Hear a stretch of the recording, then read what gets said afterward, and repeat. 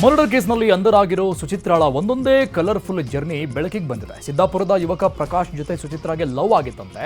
ಮದುವೆ ಆದ್ಮೇಲೂ ಕೂಡ ಪ್ರಕಾಶ್ ಜೊತೆ ಸುಚಿತ್ರಾ ಸ್ನೇಹ ಹೊಂದಿದ್ದಂತೆ. ಮದುವೆ ಆದ ಮೇಲೂ ಕೂಡ ಪ್ರಕಾಶ್ ಜೊತೆ ರೀಲ್ಸ್ ಮಾಡಿರೋದು ಗೊತ್ತಾಗಿದೆ. ಕೆಲವು ತಿಂಗಳುಗಳ ಹಿಂದೆ ಶಿವಮೊಗ್ಗಕ್ಕೆ ಜೆಸಿಬಿ ಖರೀದಿಗೆ ಅಂತ ಪ್ರಕಾಶ್ ಬಂದಿದ್ದಂತೆ. ಈ ವೇಳೆ ಪ್ರಕಾಶ್ಗೆ ಸುಚಿತ್ರಾ ಆರ್ಥಿಕ ಸಹಾಯ ಮಾಡಿದ್ಲು ಅಂತ ಹೇಳಲಾಗ್ತಾ ಇದೆ.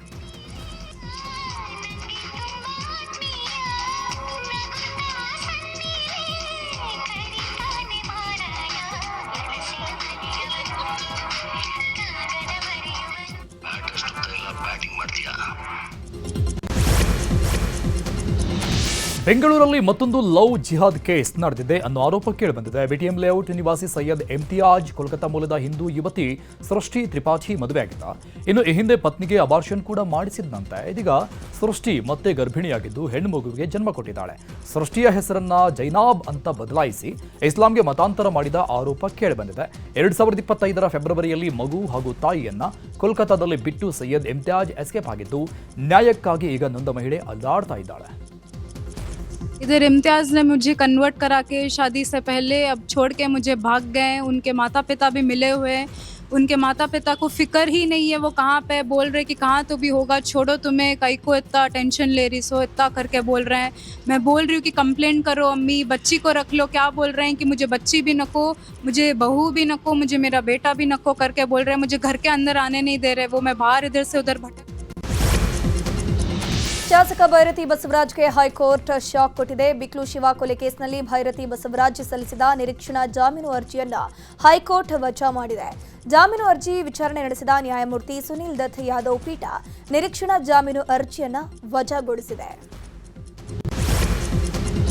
ಧರ್ಮಸ್ಥಳಕ್ಕೆ ತೆರಳುತ್ತಾ ಇದ್ದ ಪಾದಯಾತ್ರಿಗಳಿಗೆ ಕ್ರಿಸ್ತನ ಪುಸ್ತಕ ಹಂಚಿಕೆ ಮಾಡಿದ್ದಾರೆ ಅನ್ನೋ ಆರೋಪ ಕೇಳಿಬಂದಿದೆ. ಮತಾಂತರ ಮಾಡುವ ಉದ್ದೇಶದಿಂದ ಕ್ರೈಸ್ತ ಧರ್ಮದ ಪುಸ್ತಕ ಹಂಚಿಕೆ ಮಾಡಲಾಗಿದೆ ಎನ್ನಲಾಗ್ತಿದೆ. ಬೇಲೂರಿಂದ ಉಜಿರೆ ಮಾರ್ಗವಾಗಿ ತೆರಳುವ ಭಕ್ತರಿಗೆ ಪುಸ್ತಕ ಹಂಚಿಕೆ ಮಾಡಲಾಗಿದೆಯಂತೆ. ಮಂಜುನಾಥನ ಭಕ್ತರು ನೆರಳಲ್ಲಿ ಕುಳಿತಿರುವಾಗ ಕಾರಿನಲ್ಲಿ ಆಗಮಿಸಿದ ಕೆಲವರು ಪುಸ್ತಕ ಹಂಚಿ ಎಸ್ಕೇಪ್ ಆಗಿದ್ದಾರೆ. ಈ ಕುರಿತಂತೆ ಪಾದಯಾತ್ರಿಗಳು ಆಕ್ರೋಶ ವ್ಯಕ್ತಪಡಿಸಿದ್ದಾರೆ. ಶಕ್ತಿ ಯೋಜನೆಯಿಂದಾಗಿ ಬಸ್ ಹತ್ತೋಕಾಗ್ತಿಲ್ಲ ಅಂತ ಕೆಲವು ದಿನಗಳ ಹಿಂದೆ ಶಾಸಕ ಆರ್.ವಿ. ದೇಶಪಾಂಡೆ ಹೇಳಿಕೆಯನ್ನು ನೀಡಿದ್ರು. ಇದೀಗ ತಮ್ಮ ಹೇಳಿಕೆಗೆ ದೇಶಪಾಂಡೆ ಸ್ಪಷ್ಟನೆ ಕೊಟ್ಟಿದ್ದಾರೆ. ನನ್ನ ಹೇಳಿಕೆಯನ್ನು ತಿರುಚಲಾಗಿದೆ. ಶಕ್ತಿ ಯೋಜನೆಯಿಂದ ಮಹಿಳೆಯರು ಸ್ವಾವಲಂಬನೆಯಾಗ್ತಿದ್ದಾರೆ. ಮಹಿಳೆಯರು ಬಸ್ನಲ್ಲಿ ಜಾಸ್ತಿ ಇರ್ತಾರೆ. ಅದಕ್ಕಾಗಿ ಪುರುಷರು ಬಸ್ ಹತ್ತುವಾಗ ಬಹಳ ಎಚ್ಚರಿಕೆಯಿಂದ ಬಸ್ಸನ್ನು ಹತ್ತಬೇಕು. ಪುರುಷರು ಸ್ವಲ್ಪ ಜಾಗೃತೆ ವಹಿಸಿ ಅಂತಷ್ಟೇ ಹೇಳಿದ್ದೀನಿ ಅಂತ ದೇಶಪಾಂಡೆ ಹೇಳಿದ್ದಾರೆ. ಹಾಗೆ ಹೇಳಿದ್ರೆ ನಾನು ಬಸ್ನಲ್ಲಿ ಹೆಣ್ಮಕ್ಳು ಇರ್ತಾರೆ, ಹಾಗೆ ನಾವು ಸ್ವಲ್ಪ ಹತ್ತುವಾಗ ನಾವು ಸಹ ಜವಾಬ್ದಾರಿ ಹತ್ತಬೇಕಲ್ಲ. ಹೆಣ್ಮಕ್ಳು ಹೆಚ್ಚಿದ್ರೆ ಸೊ ಅದ್ರ ಬೆಟ್ಟಿಗೆ ನಾವು ದೂರ ಇರಬೇಕು. ಹಾಗಾಗಿ ನಾನು ಗ್ಯಾರಂಟಿ ಬಗ್ಗೆ ಹೇಳಬೇಕಾದ್ರೆ ವಿವರವಾಗಿ ಹೇಳಿ, ಮಹಿಳೆಯರು ಯಾವ ಪ್ರಕಾರ ಸ್ವಾವಲಂಬಿಗೆ ಆಗಿದ್ದಾರೆ, ಮಹಿಳೆಯರು ಯಾವ ಪ್ರಕಾರ ಆರ್ಥಿಕವಾಗಿ ಒಂದಿಷ್ಟು ಇವತ್ತು ಸಂಪನ್ನಾಗಿದ್ದಾರೆ. ಇಲ್ಲಾಂದ್ರೆ ಅವರು ಏನು ಮಾಡಬೇಕಾಗುತ್ತದೆ, ತಂದೆಯವ್ರ ಕಡೆ ಅಥವಾ ಗಂಡನ ಕಡೆ ಅಥವಾ ಅಣ್ಣನ ಕಡೆ ಹಣ ಕೇಳುವ ಪರಿಸ್ಥಿತಿ. ಇವತ್ತು ಅವ್ರಿಗ ದೇವರು ಸಿದ್ದರಾಮಯ್ಯ ಅವರು ಒಂದು ಶಕ್ತಿ ಕೊಟ್ಟಿದ್ದಾರೆ.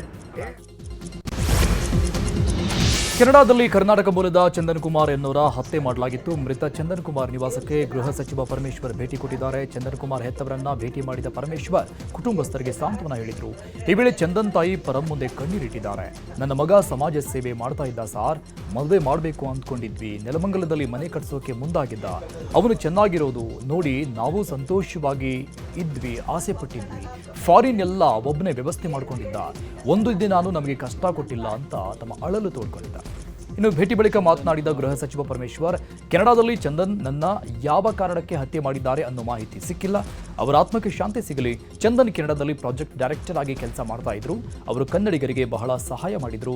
ಕೆನಡಾದಲ್ಲಿ ಇನ್ವೆಸ್ಟಿಗೇಷನ್ ಮಾಡಲಾಗ್ತಾ ಇದೆ. ಶನಿವಾರ ಪಾರ್ಥಿವ ಶರೀರ ಇಲ್ಲಿಗೆ ತಲುಪುವ ಸಾಧ್ಯತೆ ಇದೆ.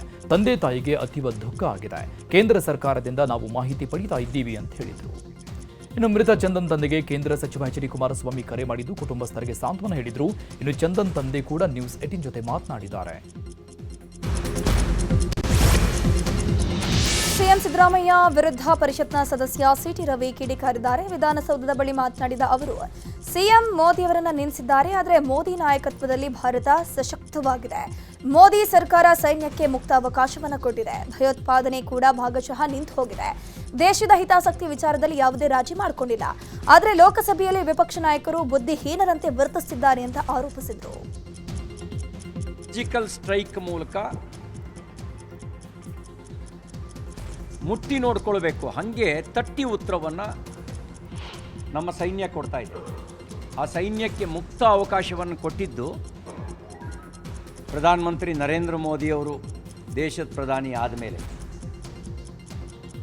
ಇದು ಈ ಮೂಲಕ ಸಾಮರ್ಥ್ಯವನ್ನು ತೋರಿಸಿದ್ದಾರೆ. ನಮ್ಮ ಪ್ರಧಾನಮಂತ್ರಿ ನರೇಂದ್ರ ಮೋದಿಯವರು ಜಗತ್ತಿನ ಯಾವುದೇ ಶಕ್ತಿಗೆ ಮಣಿದು ದೇಶದ ಹಿತಾಸಕ್ತಿಯ ಜೊತೆಗೆ ರಾಜಿ ಮಾಡಿಕೊಳ್ಳಲಿಲ್ಲ. ಕಾಂಗ್ರೆಸ್ಗೆ ಹಿಂದುಳಿದವರ ಮತ ಬೇಕು, ಆದರೆ ಅಭಿವೃದ್ಧಿ ಬೇಡ ಅಂತ ವಿಪಕ್ಷ ನಾಯಕ ಅಶೋಕ್ ಹೇಳಿಕೆ ಕೊಟ್ಟಿದ್ದಾರೆ. ಅಶೋಕ್ ಆರೋಪಕ್ಕೆ ಸಚಿವ ಸತೀಶ್ ಜಾರಕಿಹೊಳಿ ತಿರುಗೇಟು ಕೊಟ್ಟಿದ್ದಾರೆ. ಚಿತ್ರದುರ್ಗದಲ್ಲಿ ಮಾತನಾಡಿದ ಅವರು SC ST ಜನರಲ್ ಕ್ಯಾಟಗರಿ ಎಲ್ಲರಿಗೂ ಈವರೆಗೆ ದುಡ್ಡು ಕೊಡ್ತಾ ಇದ್ದೇವೆ. ನಮ್ಮಷ್ಟು ಅನುದಾನ ನೀಡಿದವರು ಯಾರೂ ಇಲ್ಲ. ನೀರಾವರಿ, ಶಿಕ್ಷಣ, PWD ಇಲಾಖೆಗೂ ಹಣ ಕೊಡ್ತಾ ಇದ್ದೀವಿ ಅಂತ ಅಶೋಕ್ ಹೇಳಿದ್ರು. ಇನ್ನು ಅಶೋಕ್ ಅವರು ಸುಖಾಸುಮ್ಮನೆ ಆರೋಪ ಮಾಡ್ತಾ ಇದ್ದಾರೆ ಅಂತ ತಿರುಗೇಟು ಕೊಟ್ಟಿದ್ದಾರೆ. ನಮ್ಮಷ್ಟು ದುಡ್ಡು ಕೊಟ್ಟರು ಯಾರೂ ಇಲ್ಲ. ನಮ್ಮಷ್ಟು ಹಿಂದುಳಿದವ್ರಿಗಿರ್ಬೋದು, SC ST ಇರ್ಬೋದು, ಜನರಲ್ನವ್ರಿಗೆ ನಮ್ಮ ಇಂಜಿನಿಯರ್ ಸಾಹೇಬ್ ಹಿಡಿದು ಇಲ್ಲಿವರೆಗೆ ನಿರಂತರವಾಗಿ ಕೊಡ್ತಾನೆ ಇದ್ದೀವಿ. ಸೊ ಅವ್ರ ಆರೋಪ ಅಷ್ಟೇ ಇರೋದು. ಅದು ಅವ್ರ ಕಾಲ್ನಂಗೆ ಮಾಡಿದ್ರೆ ನಾವು ಮಾಡಿದ್ದೇವೆ. ಅವ್ರ ಕಾಲಿನಲ್ಲೇ ಅದು ಇತ್ತು, ಈಗೂ ಇದೆ, ಮುಂದೆ ಕೂಡ ಇದ್ದೇ ಇರ್ತಾರೆ. ಅದು ಖಾಲಿ ಅವ್ರು ಹೇಳ್ತಾರೆ ಇಷ್ಟೆಲ್ಲ ಡೆವಲಪ್ಮೆಂಟ್ ಮಾಡ್ತಾ ಇದ್ದೀವಿ, ನೀರಾವರಿ ಇರ್ಬೋದು, PWD ಇರ್ಬೋದು, ಶಿಕ್ಷಣ ಇರ್ಬೋದು, ಕೊಡ್ತಾ ಇದ್ದೀವಿ ದುಡ್ಡು. ಸೊ ಅವ್ರ ಆರೋಪ ಮಾತ್ರ ಮಾಡೇ ಮಾಡ್ತಾರೆ, ದುಡ್ಡಿಲ್ಲ ಅಂತ. ಅದು ಅವ್ರಿಗೆ ಒಂಥರ ರೂಢಿ ಆಗಿಬಿಟ್ಟಿದೆ. ಮೆಟ್ರೋ ದರ ಏರಿಕೆ ವಿರೋಧಿಸಿ ರಾಜ್ಯ ಸರ್ಕಾರದ ವಿರುದ್ಧ ಸಂಸದ ತೇಜಸ್ವಿ ಸೂರ್ಯ ಪ್ರತಿಭಟನೆ ಮಾಡಿದ್ರು. ಈ ಬಗ್ಗೆ ಶಾಸಕ ಯತ್ನಾಳ್ ಪ್ರತಿಕ್ರಿಯಿಸಿದ್ದಾರೆ. ರಾಜ್ಯ ಸರ್ಕಾರ ದಿವಾಳಿಯಾಗಿದೆ. ರಾಜ್ಯದಲ್ಲಿ ಅಭಿವೃದ್ಧಿ ನೆನೆಗುದಿಗೆ ಬಿದ್ದಿದೆ. ಕೃಷ್ಣಾ ಮೇಲ್ದಂಡೆ ಯೋಜನೆಗೆ ಬಿಡಿಗಾಸು ಸಿಕ್ಕಿಲ್ಲ. ರಾಜ್ಯಪಾಲರ ಬಂಧನ ನಿರ್ಣಯದಲ್ಲೂ ಸರ್ಕಾರ UKPಗೆ ಎಷ್ಟು ಹಣ ಕೊಡ್ತೇವೆ ಅಂತ ಹೇಳಿಲ್ಲ. ಕೇವಲ ಗ್ಯಾರಂಟಿ ಅಂತ ಹೇಳೋದು ಬಿಟ್ರೆ ಏನೂ ಇಲ್ಲ. ಸಿಎಂ ಮುಸ್ಲಿಮರ ಸಾಲದ ಬಡ್ಡಿ ಮನ್ನಾ ಮಾಡ್ತಾರೆ, ಆದರೆ ತಮ್ಮ ಸಮುದಾಯಕ್ಕೆ ಏನೂ ಕೊಟ್ಟಿಲ್ಲ. ಖಾಲಿ ಟ್ರಂಕ್ ಅಂತ ಪ್ರತಿಭಟನೆ ಮಾಡಿದ್ರೆ ತಪ್ಪೇನು? ಈ ಹಿಂದೆ 40% ಸಿಎಂ ಅಂತ ಬೊಮ್ಮಾಯಿ ಬಗ್ಗೆ ರಸ್ತೆಗಳಲ್ಲಿ ಬ್ಯಾನರ್ ಬರೆದಿದ್ರಲ್ವಾ, ಆ ಬಗ್ಗೆ ಕೂಡ ಪ್ರಶ್ನೆಯನ್ನ ಮಾಡಿದ್ದಾರೆ. ರಾಜ್ಯ ಸರ್ಕಾರದ್ದು ಪಾಲಿದೆ ಮೆಟ್ರೋದಲ್ಲಿ. ರಾಜ್ಯ ಸರ್ಕಾರ ಬಿಟ್ಟು ಬರೀ ಕೇಂದ್ರ ಸರ್ಕಾರ. ಇವತ್ತು ಇಂಡಿಯನ್ ರೈಲ್ವೆ ಪೂರ್ತಿ ಭಾರತ ಸರ್ಕಾರದ. ಮೆಟ್ರೋದಲ್ಲಿ ಶೇರಿಂಗ್ ಇದೆ ಕರ್ನಾಟಕ ಮತ್ತು ಗೌರ್ಮೆಂಟ್ ಆಫ್ ಇಂಡಿಯಾ. ಇವರೇ ಶಿಫಾರಸು ಮಾಡ್ಯಾರ ಏರಿಸ್ಬೇಕಂತೇಳಿ. ಯಾಕಂದ್ರೆ ಇವ್ರು ದುಡ್ಡು ಕೊಡೋದು ಆಗಲಾಗೈತಿ. ಅದಕ್ಕೆ ಇವ್ರು ತಪ್ಪು ಮಾಡಿದ್ದಕ್ಕೆ ತೇಜಸ್ ಸೂರ್ಯ ಇವತ್ತು ಪ್ರತಿಭಟನೆ ಮಾಡ್ಯಾರ. ಆ ತೇಜಸ್ ಸೂರ್ಯನ ಒಬ್ಬ MP ಅವ್ರನ್ನ ಅರೆಸ್ಟ್ ಮಾಡೋದು, ಅವ್ರ ಖಾಲಿ ಡಬ್ಬ ಯಾವ ಇದ್ರ ಮ್ಯಾಗ ಅರೆಸ್ಟ್ ಮಾಡಿದ್ರಿ? ಸುಳ್ಳು ಒಂದು ಮಾಹಿತಿಗಳನ್ನು ಕೊಡೋದು. ನಮ್ಮಲ್ಲಿ ಸಾಕಷ್ಟು ದುಡ್ಡಿದೆ, ನಾವು ಅಭಿವೃದ್ಧಿ ಅಂತೂ ಶೂನ್ಯ. ಏನು ಅಂದರೆ ಮೇಜರ್ ಏನದು ಇರಿಗೇಷನ್ನು ಇಂಥವು ಯಾವ ರಾಜ್ಯಕ್ಕೆ ಅತ್ಯಂತ ಪ್ರಮುಖವಾದಂಥ ಇವತ್ತು ಆಲ್ಮಟ್ಟಿ ಯೋಜನೆಗೇನು ಹಣನೇ. ಇನ್ನು ವಿಧಾನಸೌಧದಲ್ಲಿ ಭಗವಾ ಧ್ವಜ ಹಾರಾಡಬೇಕು ಅಂತ 2 ದಿನಗಳ ಹಿಂದೆ ಯತ್ನಾಳ್ ಪ್ರಾರ್ಥನೆ ಮಾಡಿದ್ರು. ಈ ವಿಚಾರವಾಗಿ ಯತ್ನಾಳ್ ಪ್ರತಿಕ್ರಿಯೆ ಕೊಟ್ಟಿದ್ದು, ನಿಡಗುಂದಿ ತಾಲೂಕಿನ ಯಲಗೂರು ಗ್ರಾಮದ ಆಂಜನೇಯ ದೇವಸ್ಥಾನದಲ್ಲಿ ಪ್ರಾರ್ಥನೆ ಸಲ್ಲಿಸಿದ್ದೀನಿ. ಹಿಂದೂ ರಕ್ಷಣೆ ಮಾಡುವಂತಹ ಸರ್ಕಾರ ಬರಬೇಕು ಅನ್ನೋದಷ್ಟೇ ನನ್ನ ಪ್ರಾರ್ಥನೆಯ ಸಾರಾಂಶ ಅಂತಂದ್ರು. ಮೈಸೂರು ಸ್ಯಾಂಡಲ್ ಉತ್ಪನ್ನಗಳಿಗೆ ನಟಿ ತಮನ್ನಾ ಅವರನ್ನ ರಾಯಭಾರಿಯಾಗಿ ಆಯ್ಕೆ ಮಾಡಲಾಗಿದೆ. ಖಾಸಗಿ ಹೋಟೆಲ್ನಲ್ಲಿ ನಡೆದ ಕಾರ್ಯಕ್ರಮದಲ್ಲಿ ಇಂದು ತಮನ್ನಾರನ್ನ ರಾಯಭಾರಿಯಾಗಿ ಅಧಿಕೃತವಾಗಿ ಘೋಷಿಸಲಾಯಿತು. ಇನ್ನು ಕಾರ್ಯಕ್ರಮದಲ್ಲಿ ನಟಿ ತಮನ್ನಾ, ಸಚಿವ MB ಪಾಟೀಲ್, KSDL ಅಧ್ಯಕ್ಷ ಅಪ್ಪಾಜಿ ನಾಡಗೌಡ ಸೇರಿದಂತೆ ಹಲವರು ಭಾಗಿಯಾಗಿದ್ದರು. ಇನ್ನು ಕಾರ್ಯಕ್ರಮಕ್ಕೆ ಕೆಂಪು ಸೀರೆ ಉಟ್ಟು ತಮನ್ನಾ ಗ್ರ್ಯಾಂಡ್ ಎಂಟ್ರಿ ಕೊಟ್ಟರು. ಇನ್ನು ಇದೇ ಕಾರ್ಯಕ್ರಮದಲ್ಲಿ 60ಕ್ಕೂ ಹೆಚ್ಚು ಹೊಸ ಉತ್ಪನ್ನಗಳ ಬಿಡುಗಡೆ ಮಾಡಲಾಯಿತು. ಬೆಂಗಳೂರಲ್ಲಿ ಜಾಹೀರಾತು ಮಾಫಿಯಾಗೆ GBA ಮತ್ತೆ ಮಣೆ ಹಾಕಿದೆ. ಖಜಾನೆ ಭರ್ತಿ ಮಾಡೋಕೆ ಸರ್ಕಾರ ಮತ್ತೆ ಜಾಹೀರಾತು ಮೊರೆ ಹೋಗಿದೆ. ಜಾಹೀರಾತು ಬೈಲಾಗೆ ತಿದ್ದುಪಡಿ ಮಾಡಿ ಹೊಸ ಬೈಲಾದೊಂದಿಗೆ ನಿಯಮ ಜಾರಿ ಮಾಡಲಾಗಿದೆ.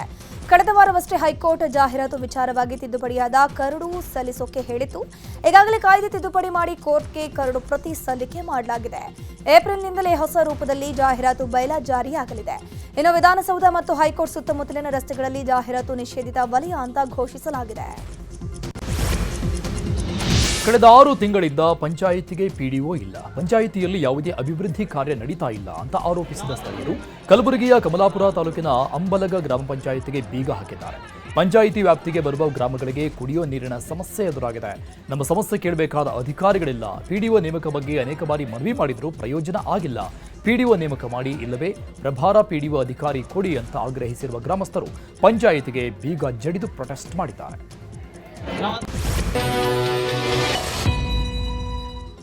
Welcome back. ಉಳಿದ ಪ್ರಮುಖ ಸುದ್ದಿ ನೋಡೋಣ.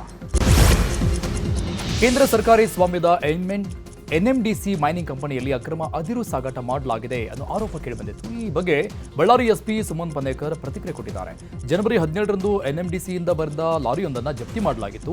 ಅಕ್ರಮವಾಗಿ ಸಾಗಿಸ್ತಾ ಇದ್ದ 20 ಟನ್ ಅಕ್ರಮ ಅದಿರನ್ನು ವಶಕ್ಕೆ ಪಡೆಯಲಾಗಿತ್ತು. ಮೊದಲಿಗೆ ಚಾಲಕ ತಿಪ್ಪೇಸ್ವಾಮಿ ಬಂಧನ ಮಾಡಿ ವಿಚಾರಣೆ ಮಾಡಲಾಗಿತ್ತು. ಆಗ ಚಾಲಕ ಅಕ್ರಮದ ಬಗ್ಗೆ ಮಾಹಿತಿ ಕೊಟ್ಟಿದ್ದಾನೆ.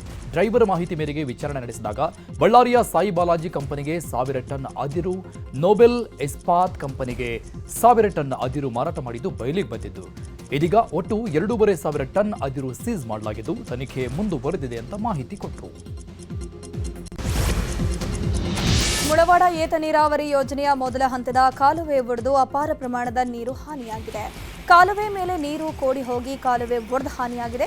ವಿಜಯಪುರ ಜಿಲ್ಲೆಯ ಕೊಲಹಾರ ತಾಲೂಕಿನ ಹಳ್ಳದ 800 ಗ್ರಾಮದ ಬಳಿ ಘಟನೆ ನಡೆದಿರುವುದು. 16 ಎಕರೆ ಜಮೀನಿನಲ್ಲಿ ಬೆಳೆದಿದ್ದ ಬೆಳೆ ಸಂಪೂರ್ಣವಾಗಿ ಹಾನಿಯಾಗಿದೆ. ಇನ್ನು ಕಾಲುವೆ ನೀರಿನ ತೀವ್ರತೆಗೆ ಫಲವತ್ತಾದ ಮಣ್ಣು ಕೂಡ ಕೊಚ್ಚಿ ಹೋಗಿದೆ. ಗೋಧಿ, ಈರುಳ್ಳಿ, ಕಬ್ಬಿನ ಬೆಳೆಗಳು ಹಾನಿಯಾಗಿದೆ. ಕೆಬಿಜೆಎನ್ಎಲ್ ಅಧಿಕಾರಿಗಳ ನಿರ್ಲಕ್ಷ್ಯದಿಂದಲೇ ಘಟನೆ ನಡೆದಿದೆ ಅಂತ ರೈತರು ಆರೋಪಿಸಿದ್ದಾರೆ. ಗದಗ ಜಿಲ್ಲೆಯ ಶಿರಹಟ್ಟಿ ತಾಲೂಕಿನ ಜಲ್ಲಿಗೇರಿ ಗ್ರಾಮದಲ್ಲಿ ನೀರಿಗಾಗಿ ಹಾಹಾಕಾರ ಎದುರಾಗಿದೆ. ಬೇಸಿಗೆ ಆರಂಭಕ್ಕೂ ಮುನ್ನವೇ ಗ್ರಾಮೀಣ ಭಾಗದಲ್ಲಿ ಕುಡಿಯೋ ನೀರಿಗೆ ತತ್ವಾರ ಎದುರಾಗಿದೆ. ಜಲ್ಲಿಗೇರಿ ಗ್ರಾಮದಲ್ಲಿ ಕಳೆದ 15 ದಿನಗಳಿಂದ ಕುಡಿಯೋ ನೀರು ಪೂರೈಕೆ ಆಗೇ ಇಲ್ಲ. ಕಡಕೋಳ ಗ್ರಾಮ ಪಂಚಾಯಿತಿ ವ್ಯಾಪ್ತಿಯ ಜನರು ಆಕ್ರೋಶ ವ್ಯಕ್ತಪಡಿಸ್ತಾ ಇದ್ದು ಪಂಚಾಯಿತಿಗೆ ಬೀಗ ಜಡಿದಿದ್ದಾರೆ. ಬೇಸಿಗೆಗೂ ಮುನ್ನವೇ ಮಂಡ್ಯ ಜಿಲ್ಲೆಯಲ್ಲಿ ನೀರಿಗೆ ಹಾಹಾಕಾರ ಶುರುವಾಗಿದೆ. ಕೆಆರ್ಪೇಟೆಯ ಹೊಸ ಹೊಳಲು 18ನೇ ವಾರ್ಡ್ನಲ್ಲಿ ಕುಡಿಯುವ ನೀರಿಲ್ಲದೆ ಜನರು ಪರದಾಟ ನಡೆಸುತ್ತಿದ್ದಾರೆ. ವಾರಕ್ಕೆ ಒಮ್ಮೆಯೂ ನೀರು ಕೊಡ್ತಿಲ್ಲ ಅಂತ ಬಿಂದಿಗೆ ಹಿಡಿದು ನೀರಿಗಾಗಿ ಜನರು ಆಕ್ರೋಶ ವ್ಯಕ್ತಪಡಿಸಿದ್ದಾರೆ. ಇನ್ನು ವಾರಕ್ಕೊಮ್ಮೆ ನೀರು ಬಿಟ್ಟರೂ ಅದು ಕಲುಷಿತವಾಗಿದೆ. ಹೀಗಾಗಿ ಹಣ ನೀಡಿ ಆಟೋ ಮೂಲಕ ನೀರನ್ನು ತರಿಸ್ತಿದ್ದೀವಿ ಅಂತ ಸ್ಥಳೀಯರು ಆಕ್ರೋಶ ವ್ಯಕ್ತಪಡಿಸಿದ್ದಾರೆ. ಶಿವಮೊಗ್ಗದ ಸಾಗರ ಮಾರಿಕಾಂಬಾ ಜಾತ್ರೆ ನಡೀತಾ ಇದೆ. ಇನ್ನು ಜಾತ್ರೆಗಾಗಿ ಜಿಲ್ಲಾಡಳಿತದಿಂದ ಹೆಲಿ ಟೂರಿಸಂ ಆರಂಭಿಸಲಾಗಿದೆ. ಇದೀಗ ಹೆಲಿ ಟೂರಿಸಂ ಜಿಲ್ಲಾಡಳಿತದ ವಿರುದ್ಧ ಕ್ರೀಡಾ ಅಭಿಮಾನಿಗಳು ಕಿಡಿಕಾರಿದ್ದಾರೆ. 3-4 ದಿನಗಳ ಸಂಭ್ರಮಕ್ಕಾಗಿ 40 ಲಕ್ಷ ವೆಚ್ಚದಲ್ಲಿ ನಿರ್ಮಾಣ ಮಾಡಲಾಗಿರುವ ಟರ್ಫ್ ಅಂಕಣವನ್ನು ಹಾಳು ಮಾಡಲಾಗ್ತಾ ಇದೆ. ಹೆಲಿಕಾಪ್ಟರ್ಗಳ ಗಾಳಿಯಿಂದ ಸ್ಟೇಡಿಯಂ ಹಾಳಾಗುವ ಭೀತಿ ಇದೆ. ಮಣ್ಣು ಸಡಿಲಗೊಂಡು ಕ್ರಿಕೆಟ್ಗೆ ಅನಾನುಕೂಲವಾಗಲಿದೆ ಅಂತ ಕ್ರೀಡಾ ಅಭಿಮಾನಿಗಳು ಅಭಿಪ್ರಾಯ ವ್ಯಕ್ತಪಡಿಸಿದ್ದಾರೆ. ಟೂ ವೀಲರ್ ಮತ್ತು ಟಿಪ್ಪರ್ ನಡುವೆ ಭೀಕರ ಅಪಘಾತ ಸಂಭವಿಸಿದೆ. ರಾಯಚೂರಿನ ಮಾನ್ವಿ ನಗರದ ಕರ್ನಾಟಕ ಬ್ಯಾಂಕ್ ಬಳಿ ಘಟನೆ ನಡೆದಿರುವುದು. ಘಟನೆಯಲ್ಲಿ ದ್ವಿಚಕ್ರ ವಾಹನ ಸವಾರ ಚೆನ್ನಪ್ಪಗೌಡ ಮಾಡಿಗಿರಿ ಸ್ಥಳದಲ್ಲೇ ಸಾವನ್ನಪ್ಪಿದ್ದಾರೆ. ಅಪಘಾತದ ತೀವ್ರತೆಗೆ ದ್ವಿಚಕ್ರ ವಾಹನ ನಜ್ಜುಗುಜ್ಜಾಗಿದೆ. ಇನ್ನು ಮೃತನ ಕುಟುಂಬಸ್ಥರ ಆಕ್ರಂದನ ಮುಗಿಲು ಮುಟ್ಟಿದ್ದು ಸ್ಥಳಕ್ಕೆ ಮಾನ್ವಿ ಪೊಲೀಸರು ಭೇಟಿ ನೀಡಿ ಪರಿಶೀಲನೆ ಮಾಡಿದ್ದಾರೆ. ಶಾರ್ಟ್ ಸರ್ಕ್ಯೂಟ್ನಿಂದಾಗಿ ಮನೆಯೊಂದು ಸಂಪೂರ್ಣವಾಗಿ ಬೆಂಕಿಗೆ ಆಹುತಿಯಾಗಿದೆ. ದಕ್ಷಿಣ ಕನ್ನಡ ಜಿಲ್ಲೆಯ ಬಂಟ್ವಾಳ ತಾಲೂಕಿನ ವೀರಕಂಬ ಗ್ರಾಮದ ಗಣೇಶ ಕೋಡಿ ಎಂಬಲ್ಲಿ ಘಟನೆ ನಡೆದಿದೆ. ರಾಜೇಶ್ವರಿ ಅನ್ನೋರಿಗೆ ಸೇರಿದ ಮನೆಯಲ್ಲಿ ಘಟನೆ ನಡೆದಿದೆ. ರಾಜೇಶ್ವರಿಯವರು ಕೆಲಸಕ್ಕೆ ಅಂತ ಹೋಗಿದ್ದಾಗ ಶಾರ್ಟ್ ಸರ್ಕ್ಯೂಟ್ ಉಂಟಾಗಿದೆ. ಹೊಗೆ ಆಡ್ತಾ ಇರೋದನ್ನ ನೋಡಿ ಬಾಗಿಲು ಒಡೆದು ಸ್ಥಳೀಯರು ಒಳನುಗ್ಗಿದಾಗ ಘಟನೆ ಬೆಳಕಿಗೆ ಬಂದಿದೆ.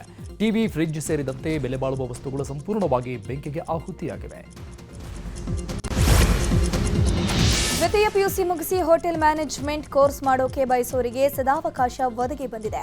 ಭಾರತ ಸರ್ಕಾರದ ಪ್ರವಾಸೋದ್ಯಮ ಸಚಿವಾಲಯದ ಅಧೀನದಲ್ಲಿರುವಂತಹ ಸ್ವಾಯತ್ತ ಸಂಸ್ಥೆ ಹಾಗೂ ಎನ್ಸಿಎಚ್ಎಂಸಿಟಿಗೆ ಸಂಬಂಧಿಸಿದ ಇನ್ಸ್ಟಿಟ್ಯೂಟ್ ಆಫ್ ಹೋಟೆಲ್ ಮ್ಯಾನೇಜ್ಮೆಂಟ್ನಲ್ಲಿ ಡಿಪ್ಲೊಮಾ, ಡಿಗ್ರಿ, ಮಾಸ್ಟರ್ ಡಿಗ್ರಿ ಅರ್ಜಿ ಆಹ್ವಾನ ಮಾಡಲಾಗಿದೆ. ಬೆಂಗಳೂರಿನಲ್ಲಿ ಪಿಐಬಿ ಸಹಯೋಗದಲ್ಲಿ ನಡೆದ ಸುದ್ದಿಗೋಷ್ಠಿಯಲ್ಲಿ ಮಾತನಾಡಿದ ಐಎಚ್ಎಂ ಮುಖ್ಯಸ್ಥ ಪ್ರಮೋದ್ ನಾಯ್ಕ್, ಎಚ್ಎಂ ಬೆಂಗಳೂರು ಆತಿಥ್ಯ ಮತ್ತು ಹೋಟೆಲ್ ಆಡಳಿತದಲ್ಲಿ ಪದವಿ, ಆತಿಥ್ಯ ಆಡಳಿತದಲ್ಲಿ ಸ್ನಾತಕೋತ್ತರ ಪದವಿ ಸೇರಿದಂತೆ ವಿಶೇಷ ಡಿಪ್ಲೊಮಾ ಹಾಗೂ ಕಿರು ಅವಧಿಯ ಪ್ರಮಾಣಪತ್ರ ಕೋರ್ಸ್ಗಳನ್ನು ಒಳಗೊಂಡ ವಿವಿಧ ತರಬೇತಿ ಕಾರ್ಯಕ್ರಮಗಳ ಬಗ್ಗೆ ಮಾಹಿತಿಯನ್ನು ನೀಡಿದರು. ಅಡ್ಮಿಷನ್ ಸ್ಟಾರ್ಟ್ ಆಗಿದೆ for the course BSc in hotel management. ಈಗ ಎಂಟ್ರೆನ್ಸ್ ಎಕ್ಸಾಮ್ ಇರುತ್ತೆ ಏಪ್ರಿಲ್ 4th ವೀಕಲ್ಲಿ. NTA ಕಡೆ ಅಂತ ಈ ಎಕ್ಸಾಮು. ಸೊ NTAದು ಒಂದು 120 ಮಾರ್ಕ್ಸ್ ಮಲ್ಟಿಪಲ್ ಚಾಯ್ಸ್ ಕ್ವೆಶ್ಚನ್ ಪ್ರಕಾರ ಒಂದು aptitude, mathematical ability, general knowledge, ಅದರ ಮೇಲೆ ಫಾರ್ ಆಲ್ ಸ್ಟ್ರೀಮ್ಸ್, ಆರ್ಟ್ಸ್ ಆಗಲಿ, ಕಾಮರ್ಸ್ ಆಗಲಿ, ಸೈನ್ಸ್ ಆಗಲಿ, ಇದರಲ್ಲಿ ಎಂಟ್ರೆನ್ಸ್ ಕೊಟ್ಬಿಟ್ಟು ಈ ಇನ್ಸ್ಟಿಟ್ಯೂಟಲ್ಲಿ ಬರ್ಬೋದು. ಬಂದರೆ 3 years degree from Jawaharlal Nehru university JNU ಕಡೆ ಅಂತ ಸಿಗುತ್ತೆ. ಅದಾದಮೇಲೆ ಇದು ಗೌರ್ಮೆಂಟ್ ಸೆಂಟ್ರಲ್ ಗೌರ್ಮೆಂಟ್ ಪ್ಲೇಸ್ಮೆಂಟ್ಸಲ್ಲಿ ನಾವೆಲ್ಲಿ ಹೆಲ್ಪ್ ಮಾಡಿಬಿಟ್ಟು ಯೂಶ್ವಲಿ 100% ಪ್ಲೇಸ್ಮೆಂಟ್ಸ್ಗೆ ಗ್ಯಾರಂಟಿ ಇದ್ದಾವೆ.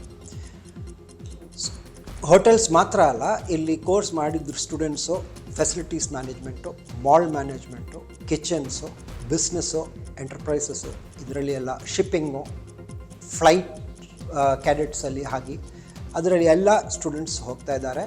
ಅಡ್ಮಿಷನ್ ಸಹ. ಫಿಲಂ ಚೇಂಬರ್ ಅಧ್ಯಕ್ಷರಾಗ್ತಾ ಇದ್ದಂತೆ ಜಯಮಾಲಾ ದುಂದು ವೆಚ್ಚಕ್ಕೆ ಮುಂದಾದ್ರ ಅನ್ನೋ ಆರೋಪಗಳು ಕೇಳಿಬಂದಿದೆ.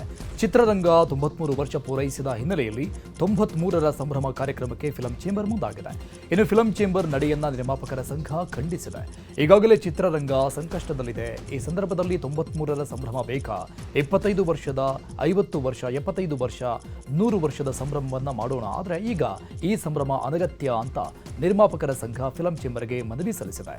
ಇನ್ನು ಇದೇ ವಿಚಾರವಾಗಿ ಪ್ರೊಡ್ಯೂಸರ್ ಕೆ ಮಂಜು, ಪ್ರಿಯಾ ಹಾಸನ್ ಕೂಡ ಪ್ರತಿಕ್ರಿಯೆ ನೀಡಿದ್ದು, ಚಿತ್ರರಂಗದಲ್ಲಿರುವ ಸಮಸ್ಯೆ ಬಗ್ಗೆ ಫಿಲಂ ಚೇಂಬರ್ ಗಮನ ಹರಿಸಲಿ ಅಂತ ಹೇಳಿದ್ದಾರೆ.